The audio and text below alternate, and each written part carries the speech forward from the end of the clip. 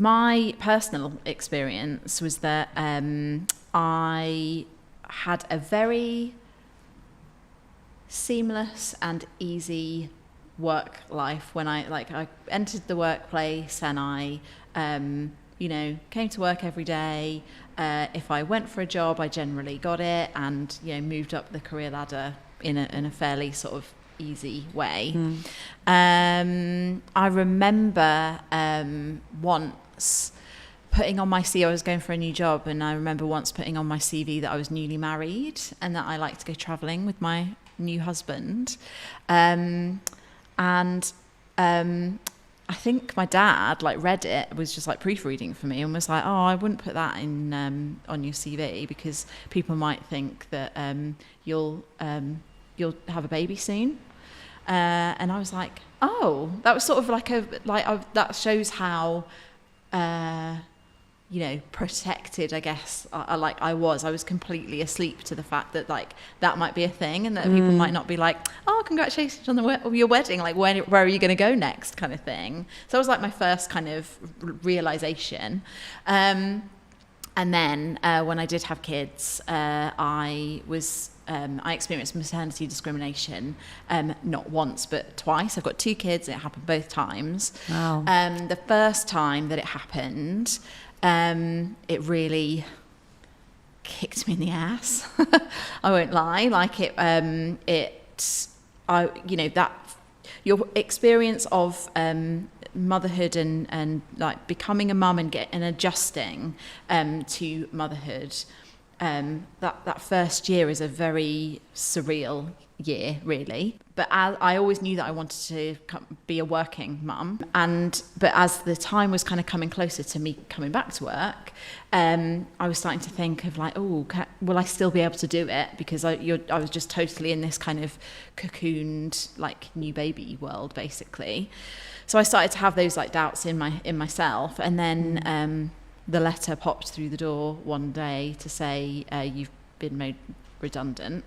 And I can remember opening the letter and reading it, and it was just me and Millie in the house, and just looking at her and sobbing.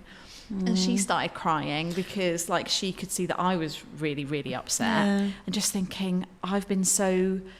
I've blamed myself. I felt like I'd been really reckless in having a child, basically, because I had to, just so unfair on you. Yeah, and it was real. I can remember it so clearly, like it was yesterday. Remember all the feelings and everything.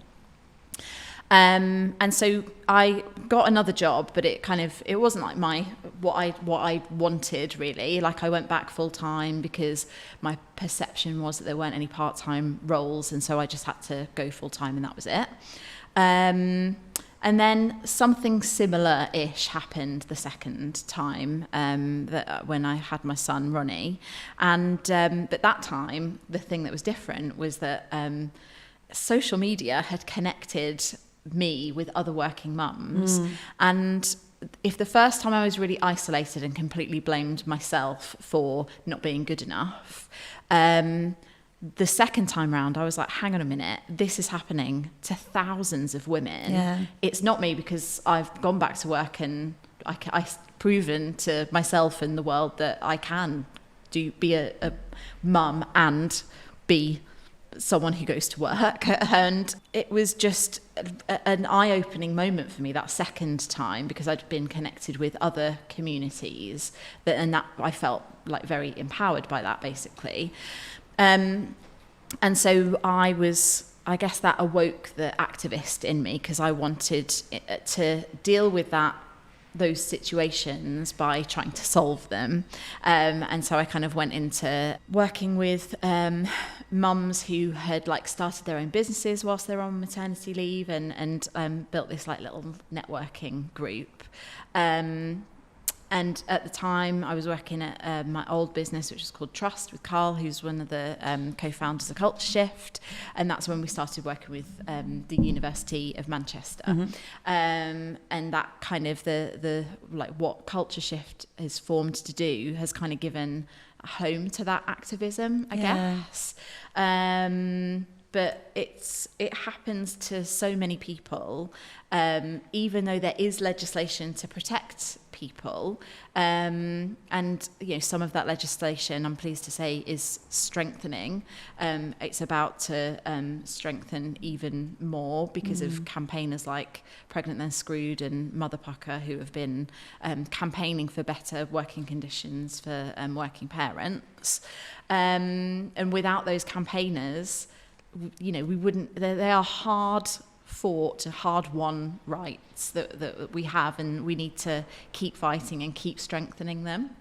Yeah, thanks for sharing that, Gemma. I think it's these individual experiences, are important to hear, and I'm sure those listening will appreciate to have that reflection.